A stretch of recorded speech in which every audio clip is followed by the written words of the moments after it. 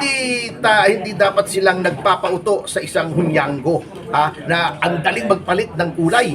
Dilaw ngayon, pink ano. Can you imagine, 2025 lang. Binabatikos pa niya si VP Sara para lang ma-project yung kanyang candidacy, yung kanyang party list, natalo. So, what does she bring to the table? Dumami ang followers ni Guanzon, hindi dahil siya ay sikat. Kasi talo nga yung party list niya eh. Dumami lang ang followers niya nung siya ay bumaliktad na at dumikit na dito sa mga DDS. So, alam nyo kasi, yung sinasabi kasi nila, di ba, politics is addition. Oo, tama yun. But not at the expense of principles. Si Tatay Digong hindi nakipag-compromise yan. Kita nyo, kahit noon klarong-klaro na mananalo si BBM, binabatikos pa rin yan. Sinasabi niya, weak leader, drug user. Sabi ni Tatay Digong yun, hindi ako. Correct. Kahit alam niya na kapag nanalo si BBM at hindi siya tumigil, maapektuhan si VP Sara, pati siya maapektuhan at nangyari na nga, hindi siya tumigil. Bakit? Sapagkat yan po ang may tunay na prinsipyo. At yan ay ang Duterte. Opo, yan ang Duterte brand. Hindi dapat silang nagpapauto sa isang hunyanggo na ang daling magpalit ng kulay. Dilaw ngayon, pink ano. Can you imagine, 2025 lang. Binabatikos pa niya si VP Sara para lang ma-project yung kanyang candidacy, yung kanyang party list, natalo. So, what does she bring to the table? Dumami ang followers ni Guanzon, hindi dahil siya ay sikat. Kasi talo nga yung party list niya eh. Dumami lang ang followers niya nung siya ay bumaliktad na at dumikit na dito sa mga DDS. So, she brings nothing to the table at baka masira pa tayo. Nung araw ng Davao, parang nandun siya, attorney. Oo, nandun siya. So, hindi siya nakalapag dun sa entablado. Napumunta siya sa entablado pero kinonfronta ko siya. Nakikita niyo. Oo, hinarang ko siya, sabi ko, pambihira ka. The nerve. Pagkatapos ng lahat ng sinasabi mo kay VP Sara, you dare show your face here? Anong klaseng tao ka? Di ka ba nahiya? Pati kay Tatay Digong tinitin niya. So, Sinabi pa niya noon, di ba? Dapat daw magpatingin ng utak si Tatay Digong. Di ba binalikan siya? Bakit ako lang? Di siya rin. O, di ba? At siya nagbablock ng kandidatura ni Tatay Digong. Bakit ngayon sisingit-singit siya? Maganda din to, attorney, na nalaman namin sa'yo kasi hindi namin alam na ganun pala ang situation. Kasi po, ang panawagan niya ngayon na lahat ng vloggers, small time or ni-invite niya, pwede siyang mag-collab or So, syempre, attorney, nagdadalawang isip kami kung ano ba talaga. Nasa sa inyo naman yun eh. Hindi ko naman kayo pipigilin eh. Oo. Lahat naman tayo ay may kanya-kanyang diskarte. We're all adults. Ang atin lang maging discriminating tayo. Kasi 'di ba, sabi nga nila ang ama ng sinungaling ay si Satanas. Kaya maganda po, attorney, yung ginagawa niyo. Sasalita kayo para yung ibang mga DDS na nasa Davao particular ay nakikita kong kino-content siya. Yes, nakipagkita sa isang restaurant, andun sila, nagkukulab sila ron na paunti-unti. Oo, yun ang maganda. ginagawa niya eh. She's insinuating herself. Pero panoorin niyo yung mga dating sinasabi Maganda po nang sasalita kayo, Pero attorney. actually, plan namin, attorney, nag-observe pa kami. So, sabi ko parang mayroon kaming nararamdaman sa'yo na yun nga, itong situation. Kaya ito po, maliwanag na sa amin kung saan dapat kami manindigan. Thank you po. Si Rowena Guanzon ay gagawin at ang lahat. Sasabihin ng lahat na gusto nyong marinig ay yung matatamis na salita para lamang maging senador sapagkat gusto niyang maging senador. Yun ang nakakatakot. Ang isang tao na lahat ay gagawin para makuha yung kanyang adhikain, kahit magsinungaling, magkunwari, magpa-cute-cute, nakakatakot na tao po yan. Parang si BBM yan, di ba? Lahat sinabi, pinuri si Tatay Digong, hindi daw ipapapansinin yung ICC, di ba? Pagkatapos, nung nasa poder na, baliktad na ginawa, inapi na si VP Sara, nakakatakot yung taong yan. Nangyari na sa atin. Opo, wag na paulit-ulit. Otherwise, kung papauto tayo, at sasabihin talaga nung kabila, kita nyo, talagang mahihina yung mga DDS, madaling utuin. Papayag ba tayo sabihin, ututo naman pala yung mga yan, madaling pala, malin lang yan di ba? Yun ang aking objection dyan. So, attorney, yung sweep na movement ni Attorney Guanzon from Dilao to Dilao to DDS, kasi ngayon palagi na siyang bumubuntot-buntot kay VP Sara. Ano naman po masasabi niyo dito sa mga pro-Dutertes na nagsasabi na ano naman ngayon kung nag-sweep na siya ng maka-Duterte na yung kanyang pag-iisip ngayon, na something na-realize niya yung pagbabago, kaya maka-Duterte na siya daw ngayon. Ano naman po masasabi mo sa kanila? Hindi ganun kadali yun eh. Baliktarin natin. Halimbawa, mamaya lumabas ako rito, pumunta ako Malacanang. Sabihin ko kay Lisa Araneta, Ma'am, Panyera, tama pala si BBM, he's the greatest president ever. Magaling yan. Yung mga DDS, mali yung sinasabi niyan. Tingin nyo, pagtitiwalaan ako ng mga yon? Hindi, siyempre. Ba't pagtitiwalaan natin yung mga ganun tao, di ba? O, baliktarin nyo. Pumunta ako sa Malacanang ngayon. Ayoko na po sa DDS. Sa inyo na ako, Mr. President. Mali yung ginagawa ni Tatay Digong. Dapat talagang makulong yan. You think they will trust me? Hindi. Bakit natin pinagtitiwalaan Balimbing yung tao isa yan? balimbing. Oo. Balimbing po. Oo. Walang iniwan yan. Ito, may storya ako. Medyo mahaba lang pagtsagaan nyo ko. May istorya.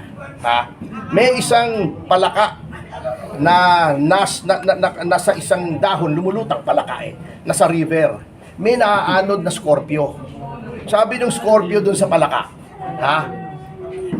Mr. Palaka, tawid mo ko, malulunod ako, pwede bang pumunta ako sa likod mo? Itawid mo ko dito sa river. Sabi nung palaka, ayoko nga. Bakit? Pag dumikit ka sa akin, tutukulawin mo ko Hindi kita tutukulawin. Siyempre, tutulungan mo ko So, sinakay niya yung Scorpio, tinawid niya. Nung nasa bambang na, tinuklaw siya. Sabi niya, bakit mo ginawa yan? Sabi mo, hindi mo ko tutuklawin. Pasensya ka na. Ganun talaga ako hindi basta pwede magbago ang tao. Kung nature mo yon na ikaw ay balingbing, traidor, sinungaling, ikaw na yon. Yan Hindi po. na mababago yun. Yan po ba may pagong? Iba naman yun. Ang sinasabi dito, hindi ganun basta nagbabago ang tao, di ba? Ang iyong kulay ay mananatiling kulay mo. Oo. Attorney, pwede malaman kung ano po yung sinagot ni Attorney Guanzon dun sa pagkumpronta mo dun sa Davao sa kanya. Sabi niya, I don't want to talk to you. I don't want to talk to you. Kita mo, hindi siya sumasagot ngayon kasi alam niya, ang lahat ng sinasabi ko totoo. Anong depensa niya? Sasabihin niya, hindi niya Facebook page yun. Nasa akin lahat ng resibo. May screenshot ako. Yung pinatadala ko sa GC natin. Yun yun, attorney. Ano mababasa niyo? Attorney, after nyo pong mag-speech sa Davao, tapos after din po mag-speech ni Madam Rowena Guanzon, meron pong isang eksena, senaryo sa ibabaw mismo ng tablado, parang nagkatalo ho kayo. Ano pong Hindi, napag-usapan? before yun, before. Before ba yun? Oo. Okay. Ano pong mga napag-usapan nyo nun, sir? Yun nga, kinumpronta ko siya. Yun lang. I called her out. Kasi hindi naman tayo plastic pakipagkamayan tayo. Sinabi ko, ang kapal mo naman. Pagkatapos ng lahat ng sinabi mo kay VP Sara, pupunta ka rito. Pupunta ka sa entablado, kakamayan mo. Anong klaseng tao ka? Kasi ako, kita nyo yung nangyari sa amin ni Jess Falsis, di ba? Galit ako sa kanya. Binabatikos ko siya, binabatikos niya ako. Nung nagkita kami, hindi kami nagkamayan. Kasi magpakatotoo ka. Di So ba? ngayon, attorney, hindi na maplaplantya yung gusot. Walang gusot sa amin. This is a matter of principle. Wala kaming pinag-awayang personal. Ang aking gusot ay I cannot mix with someone na walang prinsipyo, na plastic, na mapagkunwari, mapagbalat kayo, sinungaling. Yun ang sa akin. At nangyari yan paulit-ulit. Ganun na naman Ganun gagawin natin. oo, di ba? Oo. 2028, dapat ready na tayo. Oo. We should be discriminated. Nasa sa inyo yan, malaya tayong lahat But, gamitin ang utak kasi baka mabudol na naman. Ilang beses tayo nabubudol. Kawawa naman tayo, kung mabubudol na naman tayo, di ba? Kaya kailangan natin isang papasyo para magkwento ng tunay. Wala akong sinasabi, ayoko nga kasi ang aking kapalaran ay nasa kamay ng partido. I am a member of PDP. I take my orders from PDP. Kaya hindi ako nagdedeklara ng kahit ano kasi hindi tayo ganoon. Ang daming problema, mamumuliti ka kagad. Sasabihin mo agad, kakandidato ka bago mangangampanya ka na. Hindi ba sir, yung katulad kay Guanzon sir, yung kulay niya, yung mga estratehiya niya, may masabi niyo, tulungan mo kami. Ang mga nanonood sa Hindi, atin. ganun nga yan they will try to insinuate themselves. Kaya yun, di ba, yung istorya ng Trojan horse, alam niyo yun, di ba? Yung mga Griego, hindi nila ma-penetrate yung depensa ng Troy. Ang ginawa nila, pumunta sila sa parang kabayo na walang laman sa loob. Kunyari, umalis na sila. Hinila ng mga Trojan. Nasa loob pala Yung pala, nasa loob sila. Minasakit nila yung nasa loob. Ganyan kasi, ang problema ng PDP ay good problem. Lahat ng tao pupunta sa atin kasi sinking ship ng administrasyon Nakikita nila na ang PDP ang party of the future. Dito mga galing ang mga future leaders na maaayos, na aayusin. Ang ginagawa nila para hindi mangyari yon, siguro sa tingin nila sa dami ng dumadagsa sa PDP, nung kami nag-BMS sa Quezon City, in-expect namin 100, 250 dumating. Oh. Hindi namin malaman kung paano pakakanin. Good problem. Siguro sa tingin nila, since maraming dumadagsa sa PDP, hindi na natin masusuri. At baka akala nila, lahat na lang itatanggapin natin. Kung tatanggapin natin ang lahat ng pupunta sa PDP, eh di wala na tayong pinagkaiba kay Martin Romualdez at saka kay Marcos, kay komunista, kay dating kritiko, di ba? Si De Lima, si Chel Jokno, na minumura sila dati, sinasabi Marcos never again. Nung pumunta sa kanila, pinagtiwalaan nila. O, gusto ba natin yung ganong isang partido na walang paninindigan? Ayaw natin yun. Right. We are genuine na opposition. Attorney, may iba naman po tayo ng kaunti. Matanong na po kayo kung ano po masasabi ninyo sa bali-balita ngayon na nawawala daw si Mr. President.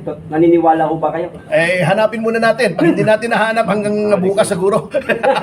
Salamat po, Attorney. Salamat po. Attorney, if ever po na hindi talagang magpakita si BBM within this week or the next week po, ano pong maging hakbang? Alam nyo, meron po provision sa konstitusyon na nagsasabing kapag may malalang karamdaman ng Pangulo, ay dapat obligasyon ng gobyerno na sabihin kung anong tunay na kalagayan. Mag-demand tayo kung talagang sa tingin natin. Kasi puro general, maayos ang presidente, etc. etc. Although kinunpi naman, di ba, na dinala daw sa ospital because of discomfort, dapat sabihin sa atin, ano ba yung discomfort na yon? Yung ba'y Almoranas? Ano ba yun? Ha? O LBM?